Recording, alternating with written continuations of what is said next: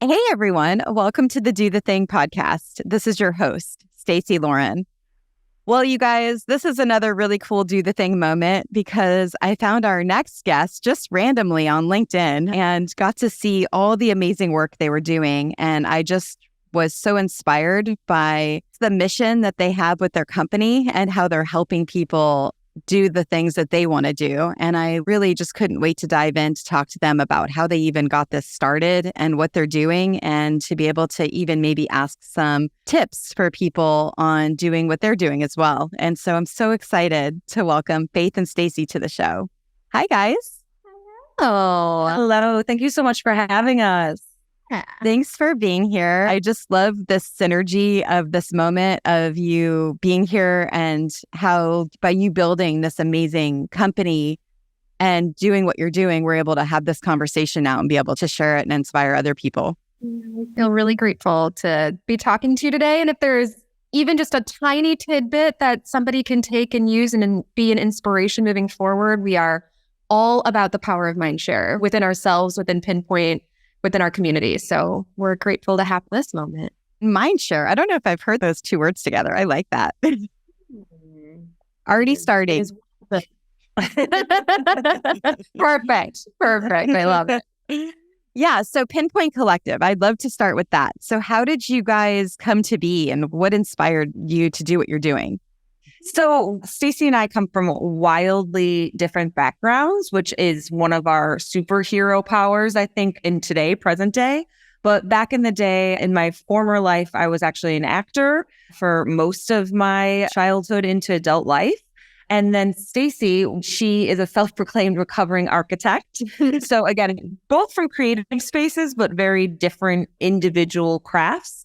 And in our own separate journeys, we found our way to human-centered design or design thinking, which is at the root of it, making sure that you're putting the human who you're designing whatever product, messaging, service, or offering to at the core of the designing process. So rather than all of us sitting around making assumptions of what people want said thing to do, crazy novel idea, you can just sit with them, observe them, talk with them, and guess what? You'll learn a ton of what they actually want that product or messaging to do, right? So I came from it, again, from an acting background, was introduced to this much later in my career, this process of thinking, and it was just one of those profound life shift moments where I knew I was supposed to be doing that. I was supposed to be leveraging my observation skills, my storytelling skills, my empathy for humans, and really wanting to understand the why behind what we do versus what we say we do sometimes that are at conflict or tension, and the behavior that drives that could be bigger than just a performance on stage. And don't get me wrong, I'm like the biggest supporter of arts and culture and all of that. But if you could impact a whole community's life for a lifetime by designing something that changes their life for the better, sign me up. I wanted to be a part of it. And I'll let Stacy kind of talk about how she was introduced to this logic and way of thinking. Again, very, very different backgrounds, but it is what makes us, I think, who we are today. So I was practicing very traditional architecture for years. And I finally got to a point when I was so lucky enough to be alongside some of the biggest names and architects in the country, in the world, and realized that most of them, if not all of them at the time, cared so much more about putting their signature on the facade of a building than they actually cared about the humans that they were designing for. And I truly could not get past that. And I couldn't put my pen to paper every day knowing that I was doing it for somebody's ego versus for a large community's need and what they needed out of the space and the interactions that that space was going to bring. And so that is kind of the moment where I started looking left and looking right, and I found this whole area of human-centered design. And at the time, I was fascinated that there was a process where you could go out into the world to all of these points. You could observe humans, you could ask questions, you could see how they were physically using spaces and what their just inherent workarounds were, and you could design based on those so that it wasn't a workaround, but it was actually designed intentionally for those needs. And so I, in that moment, decided to make a little bit of a career shift and found my way back here in Chicago, which is where we are now, and found my way to an innovation consultancy called IA Collaborative here in Chicago. And at the time, they had nobody on their team who came from a spatial background, but they used this way of thinking in this process for everything from digital design to product design to branding and everything in between, but not that spatial component. So I kind of went there and pitched, let's use this process, but let's maybe apply it in a very spatial environmental way. They took a very big chance. And I think on day one, probably, they paired Faith and I up. So Faith had already been there. She was working as a researcher and strategist. I came in as a designer. And because I needed to learn so much about the skills that Faith had, we could work together to go out into the world, uncover those needs, and be able to design solutions alongside one another. So ever since then, it's probably been like 15 or so years since we first met each other. We have been totally attached to the hip. We obviously moved on from that first consultancy. We ended up getting recruited in-house together to work within sports and entertainment for several years. And then there was a big moment where I think we just looked at each other and we said, hey, we've learned so much and grown so much as people and as a partnership that there was so much opportunity that we could do if we went off on our own, and maybe even bigger impacts that we could make by starting up Pinpoint. So here we are 5 years later in full force. Yeah, it's incredible because you both come from such different backgrounds and you bring such different skill sets. And then when you can combine that together, then the synergy of that is what's making you so successful right now. Absolutely. And we look for talent that same way, right? How can we find people that have completely different backgrounds, completely different perspectives than us? Because that added value and lens and perspective that they look through only makes the work more fruitful, only makes it more holistic and robust. So we're always kind of seeking out the people that maybe in corporate America, I'm using air quotes because I don't want to be a bit of a generalist, but that look like misfits on resumes because they bopped around and followed their passions or dreams. Those are people that to us look like gold because it means you have different skill sets that will complement and validate and elevate ours. Yeah, I'd love to hear about what Pinpoint Collective looks like now. So who are you helping? What are you guys doing? So as a mission of our company, again, we think it's no longer fair or acceptable for executives to sit around tables making decisions based on what they think the audience that they serve needs, but rather develop more inclusive communities with design solutions that actually uplift and amplify the voices of the communities that you serve by inviting them to the table, having them be a part of that process from day one. So I have no illusions that might come from that we are a female-owned company, a female-operated company, and we may have sat in some rooms before where when we opened up the conference room and it was companies that were designing solutions for women and there wasn't one woman to be seen, that started to spur a lot of that desire and passion to make that not only with female leaders, female audiences that are served, but beyond that, who else is not feeling that they're a part of designing the future that they want to be a part of. And so that's really our mission. And that changes from industry to industry and audience and consumers. But we're evangelists for the process because the process leads to those results that help be the impact that those communities are seeking.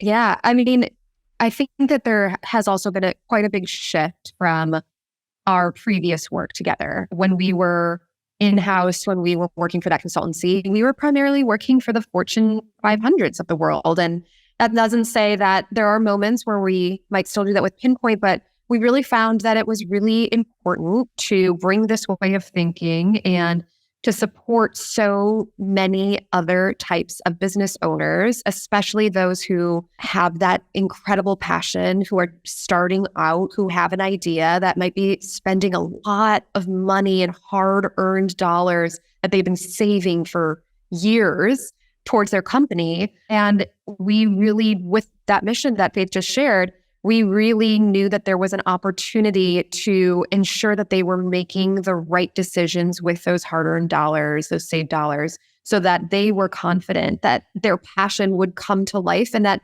that passion would have longevity far beyond just that initial startup mode.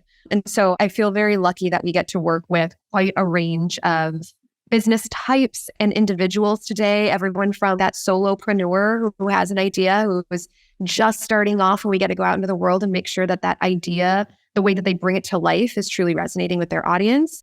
And then other times it's with really much larger organizations that are taking the time to ensure that their internal team's passion is aligned with the passion of their end audience. And we're creating opportunities right at the center of those intersections. You guys are so aligned with the stuff that I'm doing right now. I mentioned I'm doing an audience accelerator. And one of the things I'm talking about is stop taking a year to plan the program that you're wanting to create. Just do a beta list or a waiting list, a simple thing so people can sign up. And then you're basically then able to create it together, right? Because when you're able to talk to people and find out what they're needing, it's not that you're just creating it based on what they're needing, but you're seeing where you come alive. And that's when this feedback loop happens. And it feels like you're speaking the same language of stop overthinking and then making assumptions on what people want or need and actually talk to the people directly.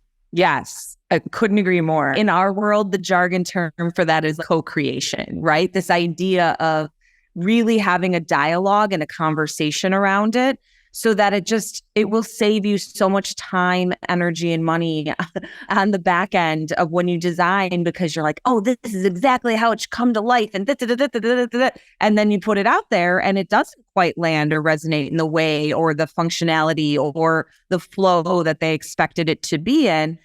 If you can start taking those learnings and implement it far earlier in your process and be a bit iterative than that, you will be more confident in the decisions you're going forward, because it's not assumption-based, because there's some sort of beta test, there's some sort of poking of the holes moment that allow you to pivot or tweak as you go along. One of our clients said it best, and I felt like I was throwing spaghetti at the wall, and the energy that took and the scariness and the risk, he said, and then I looked around and I realized, and there's 4 walls. So then it just became even more daunting, right? So this idea of how can you be more informed on the front end to help guide the decision-making that as solopreneurs, as large organizations, we face every day. How can you, have more tools in your toolkit to help guide those decisions? Yeah, I think it's so powerful when you're able to just not have to take all of this time and getting almost burnt out on what you're creating before you even get it out there. When you can kind of do it quickly, then you're able to see the process and, like you said, co-create it together. Which, can sometimes be hard, because as somebody who is taking an idea that has been lingering inside of you for a long time and starting to put that out in front of people, I think that we also have seen so much that very first moment is maybe the hardest moment, because it feels like the feedback that you're getting from that audience is like a judgment on themselves versus the judgment on this idea concept that is being built. But it is interesting to see once we get through that first time, that first hurdle, it becomes so much easier, and it just becomes that iterative process that Faith was talking about versus it feeling like a singular moment of like, I hope that they're going to like it. Yeah. How do you help the perfectionists that are so stuck on everything being perfect before they put something out? Honestly, it's allowing the research to speak for itself.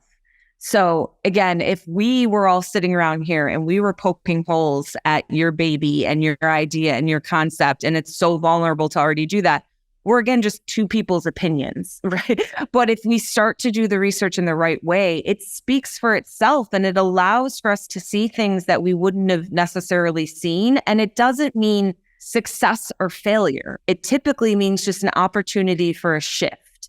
And again, that's the freedom of idea of recognizing it's not you get 4 stars or you get nothing. It's, hey, I love that it does this. I wish it just did this a little bit differently. Right. And so that idea of it being really creative and a safe space, and that all we're doing is making said output better by this, but also removing all of the subjectivity of it and allowing the research to either validate the decisions you've made on your concept or help allow some room for you to decide if you want to pivot slightly or make some adjustments to it based on not, again, just what you think, not just what Faith thinks, but what the patterns that we're seeing in the research is alluding to. So that really does kind of help allow the people that we're working with to see it from a new lens and to not be as perfectionists about it, because it's now a different voice at the table. And it's not a all yes or all no. It's a maybe if it did this. And some of us perfectionists end up thriving on that because it's just another way to think of solving it.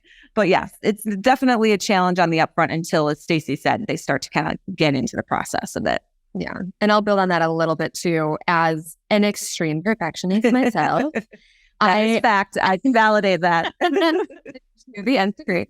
I have found that when we start to get comfortable putting things out in the world that we know actually there is something wrong with it, and then we're seeking for somebody else to validate that wrongness, it starts to make that perfectionist piece dissolve, right? And so it gets us to put something out there a little bit earlier, and then also hear back in response that thing that we were like, oh, I don't feel good about this, that either it is resonating in a completely unexpected way, which just drives new ideas, or it's validated that, yeah, that thing isn't quite working. And it gives you, as that perfectionist, just more energy to then perfect it coming out of that session. But I do think that the more that we can get comfortable with putting something that we know is going to get a negative response, we think is going to get a negative response out in the world, the more comfortable we can be in this like very co-creation, iterative process. Yeah. We've mentioned the word audience a few times, and I'd love to hear your guys' definition of audience for the listeners. Great. Yes. Thank you for clarifying, especially on a podcast that could be perceived differently with audience. So when we talk about audience, we refer to the clientele, the consumer, the human on the other side of what our clients make their money doing, right? So again, it might be a product that they make. It might be a service. It might be spatial design. However they interact with the end consumer, we recognize as audience. And the reason we're a little bit larger in terms of that term versus customer or client is because we think they're whole people and they're whole humans, and they have lives and moments before and after they have a transaction with you. And the moment we can start to recognize the other nuance of them as an audience member, as a community member that you serve, the more they come to three-dimensional, and the more that those driving behaviors that someone that's time-starved is making decisions based off of, the more we can start to show up in innovative ways that help them interact with our brand, with our product, with our offering. And hey, it doesn't take a lot of time because it's so seamless, it's so consistent, whatever it might be. But that's where that really magic moment happens, where we find ways of showing up versus seeing them just as they're a consumer, they're our target segment, there's KPIs attached to them. This is what we need them to drive. And it's very transactional and organizational forecasting based, which again, those are valid. Those have to be there. People are in business to be profitable, but that's limiting in the sense of how we can start to think about showing up for them in ways they need. If we can expand beyond that to that audience mentality, to that human mentality. Is that helpful, Stacey? It is. I literally wrote down 3-dimensional 5 times because I think that is so true. I don't want to forget it because it's so true that that's what you're doing is you're bringing them to life. You mentioned bringing ideas to life and bringing your passion to life, but by doing it the way you're doing it, you're bringing the person and the human to life versus them just being a black and white statistic on your feed or whatever it is. Absolutely. Yeah. And we deal with that so many times. I mean, I think that right now we're at a point where data is so easily accessible, right? We've never had access to the amount of data that we have today in our lifetime. So the fact that I can, in a matter of minutes, unpack the potential age range, the demographics, the location, the race and ethnicity of supposedly my audience, we are leaning so far into that as defining who we are serving versus actually unpacking, oh, they are a mother. Even mother is so vague of a term, right? There are so many different types of mothers in this world. And if we can get to a point of unpacking the type of person, the type of mother, their needs, their family life, their lifestyle, their beliefs, their values, then we can really get into this incredible sweet spot of designing for who they are, what their needs are, versus this really vague percentage number that we're grabbing from a demographic, right? I would love to know, how do you guys get to know the human behind it? What's the questions that you ask, or do you have a process that you go through for that as well? Absolutely. So the process is pretty concrete from project to project, industry to industry. The nuance comes in what we're trying to learn, right? What we're trying to learn from that specific brand new young mom, first child in the first 3 months, right? But that's when we start to learn, oh my gosh, she hasn't slept. She is for the first time eating with only one hand all of the time. Look, all of these little things that are very real, her reality as she holds her newborn. Those are where the questions and the insights become very different than if we were working on a project about liquor or a car or whatever it might be. So the process, we really leverage the quantitative data that Stacy was referencing a moment ago around demographics and psychographics and percentages as just a haystack. Let's understand that 65% of people are buying X. Great. That's a good ticker mark for us to understand there's some sort of resonance there. But after that, we don't know why. We have nothing more than a number. So we leverage the quantitative data to point us in the right direction. And from there, that helps us recruit the right psychographics and driving behaviors within that percentage. So it holds us accountable to do our due diligence, to not just keep backing up with other data points, but really getting to the human perspective of that. And then it can range. It can be immersions where we're out in the field with them, boots on the ground, watching them navigate a digital tool, a space, shopping, however that might be. It can be intercepts ourselves where we're located at a certain spot and we're just stopping people to ask them questions. It can be very robust one-on-one, what we call qualitative sessions, which again is just really just focus time with one audience member that we're really trying to better understand. And then what really becomes powerful is when we start to overlap what we hear from those people, right? So again, just to play on this mother's idea, and again, I'm making an assumption, this hasn't been validated by anything, but if you're a mother 3 months in, I bet we're going to hear a lot about, I haven't slept much, right? And my world has been turned upside down and I'm the happiest ever, whatever those patterns may be. And that's where we can start to identify some areas of opportunity to design for that moment, because it's not just a one-off anymore. And it's been validated by that process of not only using the quantitative research, but more importantly, that qualitative, to get away from just the demographics and psychographics to the why that's helping them say this over that, or I wouldn't do this, but I absolutely need that. And that's really pretty much at a very 30,000 foot view, the process from start to finish. And then when you say opportunities to design from there, what does that look like? Yeah, I mean, it really spans the gamut. Maybe one example, recently we just were doing research for, actually speaking of moms, it was caretakers for a little kid's swim school. So talk about some incredible research to be able just to like talk about kids' activities and swimming and all of that. But we learned that when it came down to it, parents were honestly making decisions of whether or not they were going to put their kid in a program and or keep them in a program based on the staff and the way that that staff was treating their kid from the moment that they stepped in the very first day to then how that staff engaged with them over the course of that activity and multiple weeks with that activity. So that was such an incredible moment for us to be like, okay, so if it's not actually about giving a free lesson where they can come in for one day, it's not necessarily about the color of the wall paint. It's not necessarily about the type of chairs we have there for parents to be sitting and watching their kids, but it is actually about the staff. Then we can go in and design different touch points of how that staff can engage with parents and caretakers and engage with kiddos in a way that's really, really meaningful to them. Like something as small as a service touch point being every time a kid walks in, you greet them by their first name.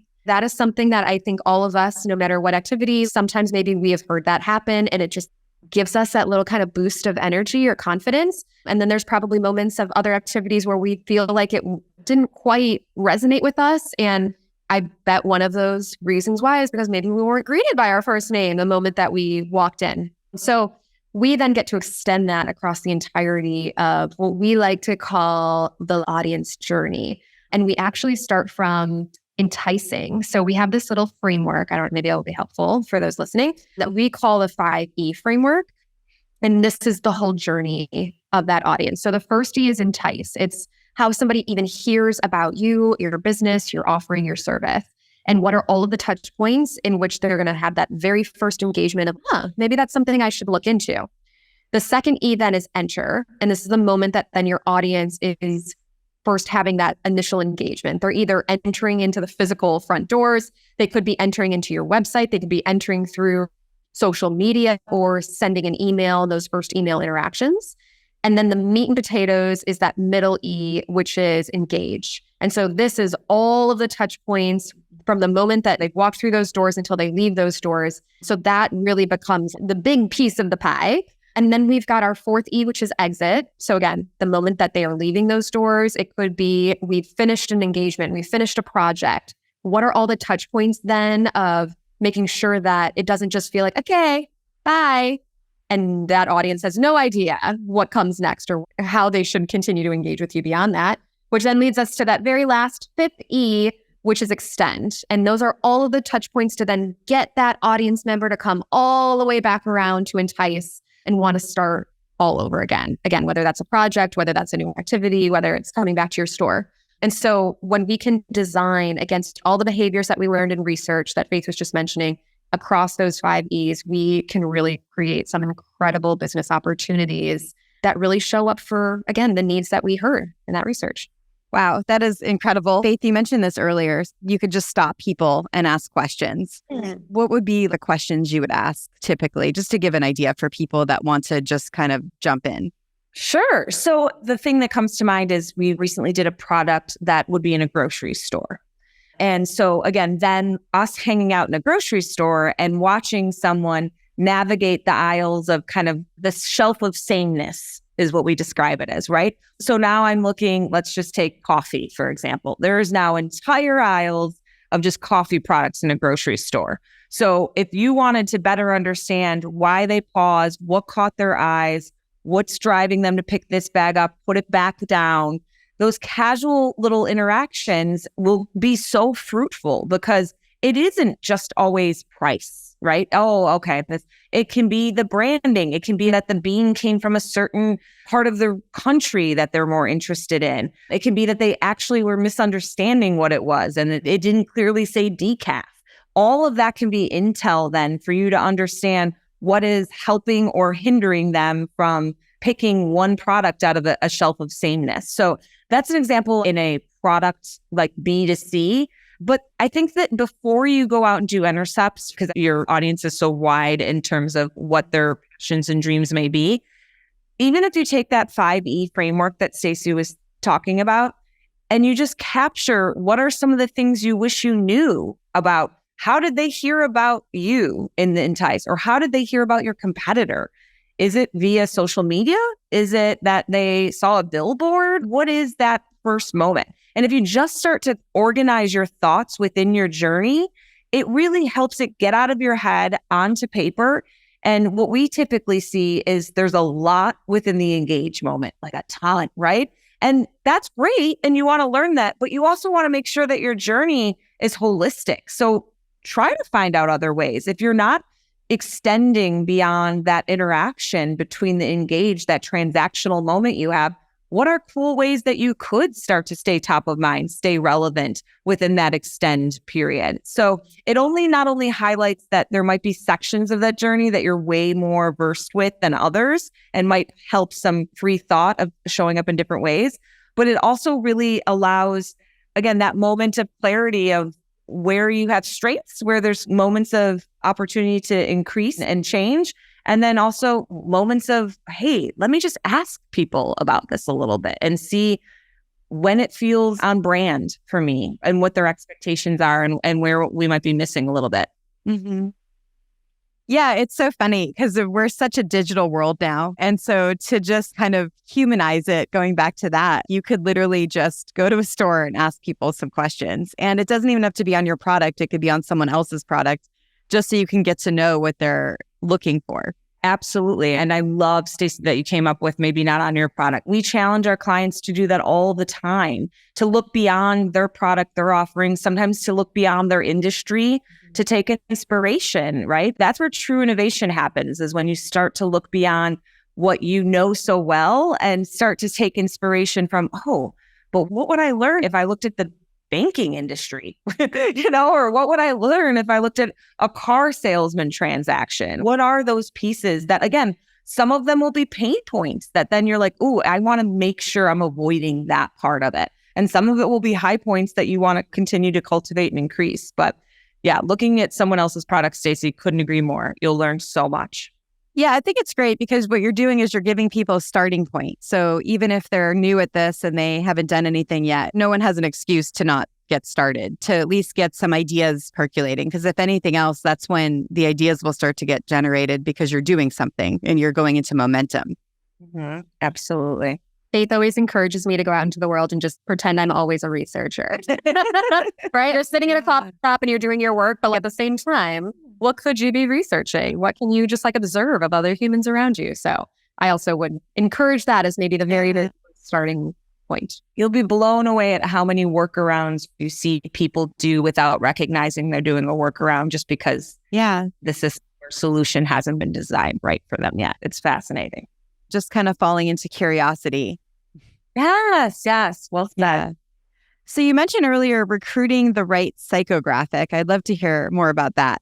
Yeah. I think that it comes back to the conversation we were having about mothers, right? Mothers, that is such a vague group that we could go after, when in reality, the mother who, to Faith's point, is within the first 3 months and is a first-time mom, she's going through a very different type of lifestyle than a mom who has teenagers who are about to go off to college and she's about to become an empty nester, right? And so each of those types of moms have very different pain points in their lives. And so we try to look at the business that is either being started up or that we are looking deeply at to unpack what is the need that business is solving.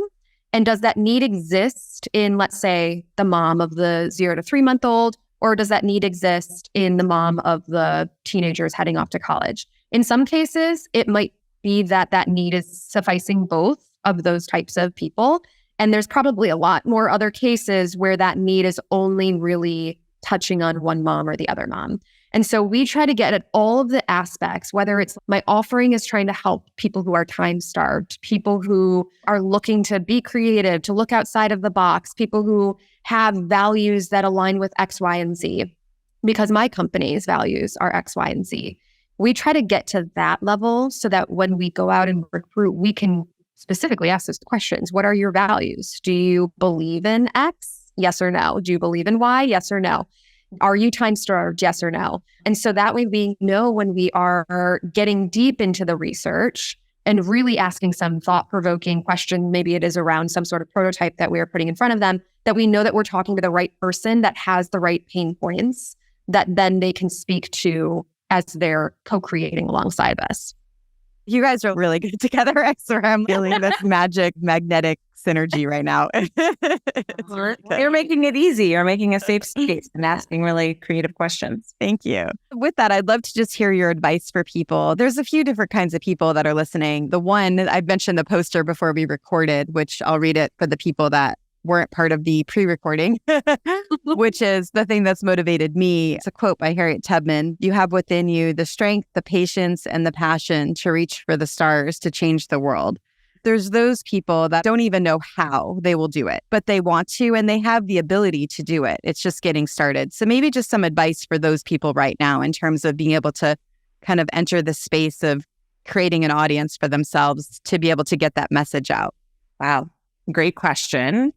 And a flutter of thoughts come top of mind to me. And I'm trying to frame up, is it better advice that we've been given or advice how to organize my thoughts? But I think the thing that's coming to the top over and over again is there's a reason you are drawn to what you're drawn to and you think you should be doing something.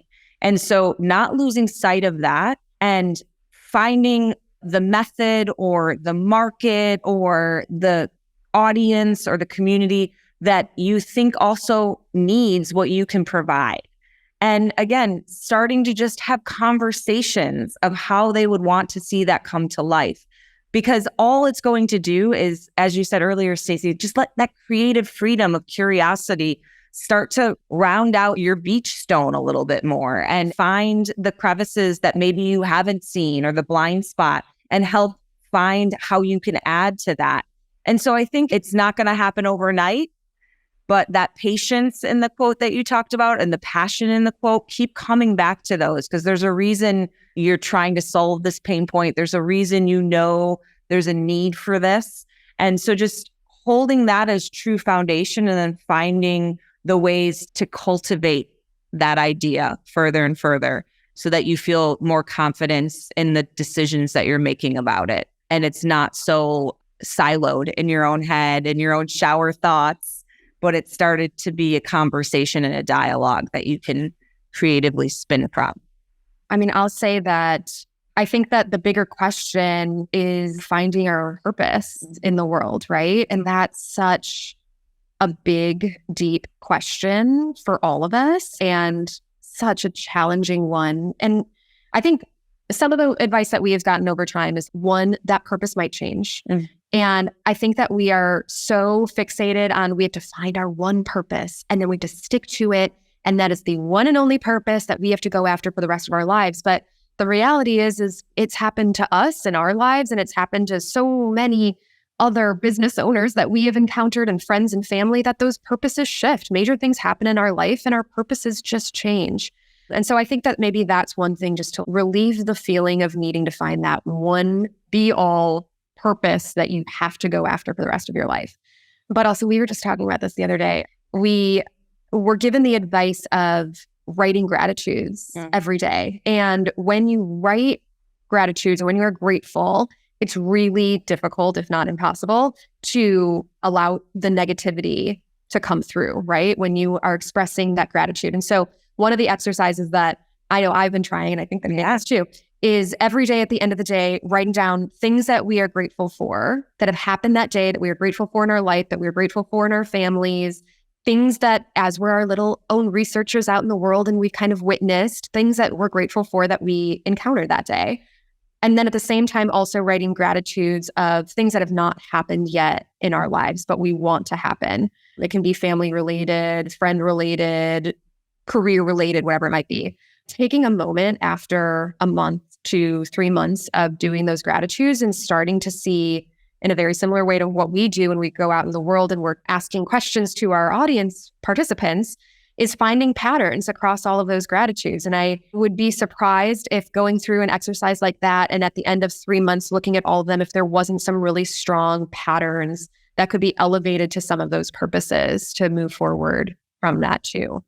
So yeah, I don't know if any of that resonates, but it's great. Yeah, you guys are awesome. And then the other thing I was wondering, and I feel like you spoke to this, but I'm just curious what's coming alive on this. There's also the people listening that have successful businesses already, but they're one-dimensional audience members that maybe are buying on Amazon or from a brick and mortar, but they're not part of that community aspect of being able to talk to them directly. I'm using your three-dimensional. They're not three-dimensional yet. And I'm just wondering, what could they benefit from bringing their audience from one-dimensional to three-dimensional?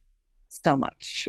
I mean, again, we are evangelists for this process, so maybe we're alongside that biased. But I think if you are successful, holy cow, congratulations. Take that win, take that confidence, take that stamina and fuel, but then see what else is possible on that, right? So again, if you are selling said product on Amazon and you have this transactional relationship, are there a suite of products that can come from said one product because you're showing up in different ways for this human that has other needs? Is there different ways to look at the way that you're messaging and marketing it through the lens of the real human on the other side, right? So again, even the way that they're going to search in Amazon, Are you on the emotive adjectives that they're thinking of when they type in for even looking for your product, right? Fast, easy, whatever it might be that they're also typing in there because it's solving for mess-free. I don't know, I'm on this mother trick now, but those things that they're looking at it and Googling. So again, thinking about the use case that they might be engaging with your product from Amazon, thinking about other moments in their day or in their life cycle that you can show up with other new revenue opportunities. That's how I would start to think about them beyond just that one transaction and hoping that they come back for that transaction. But man, okay, if I have a successful product with them, what other, if I looked at their day, if I thought about what some of their pain points are, what other products and or evolutions of mine can I plug in there? How can it affect my messaging? How can it affect other channels that I'm even capturing them? If I'm capturing them on Amazon, what other ways are they maybe searching for similar products? How can I show up in that manner? It really will help inform so many of your touch points, from marketing dollars to communication channels to product development, because it's about solving for needs that they actively have. There's plenty of needs, as Stacy was alluding to in her response about it doesn't have to be one purpose. We're not static humans and we don't live in a static world. So it's constantly changing. We're constantly changing. And that for us as entrepreneurs and the listeners is opportunity. That's what that means. So yeah, really trying to take the blinders off and to look beyond just that transaction at the larger three-dimensional will be creative idea stimuli for sure. Okay, I'd love to hear what your number one piece of advice is for the listeners on doing the thing. Ooh. Honestly, I think I'm going to go back to something that we referenced a little bit earlier on, which is not being afraid to get a negative response from your audience and actually reframing that negative response as, to Faith's point that she just made, opportunity. And for every negative thing that you might hear, it only means an infinite amount of possibilities to evolve as a human, as yourself, your product, your offering that you're putting out there in the world, so that your purpose and your longevity can really make that impact that you're hoping it will make. I think one of the pieces of advice, so Stacy and I are essentially married as business partners. So we're wise enough to also have a wonderful coach that coaches us individually and together to keep our marriage healthy. And she's great at reminding us from coming from a mindset of abundance and opportunity versus fear.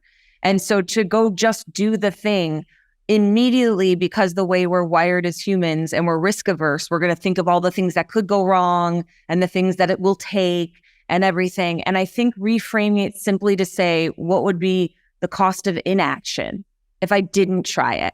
What do I lose? It might be financial possibility gain. It might be just the I coulda, woulda, shoulda mental refrain that's really going to be devastating to you. But yeah, is it the cost of inaction against all of those immediate fears, and try to come from it from that perspective of positivity, abundance, fearlessness? Why not? It's a prototype anyway. Like whatever's the freedom word for you that allows it to not feel so pressureful. Well, please share with the listeners where they can follow along with you, and then also who you're looking for as far as clients go. So if someone's interested in working with you. So we love working with change makers, disruptors, just kinetic people that want to shake it up. And you might be at a moment of aha, where you have an idea and you think there's possibility for it.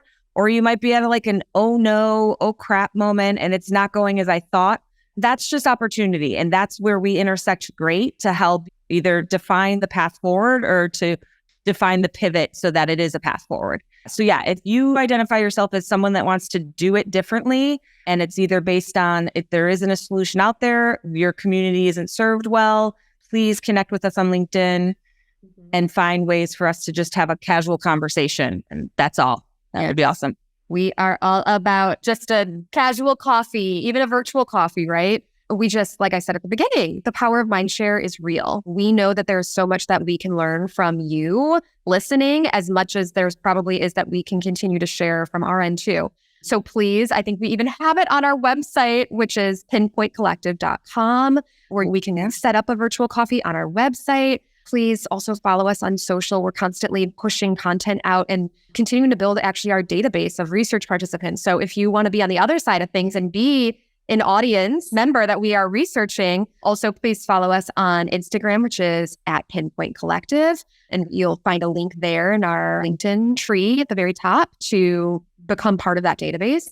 And then, yes, like Faith said, follow us on LinkedIn. So Faith Hurley, Stacy Callaghan, we would love to hear from you. And we, Stacy, are so grateful thank you that you took the time to speak with us today. Yeah, this was an unbelievable. I can't wait to listen back to it and like take notes seriously because it was so good. And thank you so much for coming on. And for the listeners, do the thing. Don't wait for opportunity. Create it.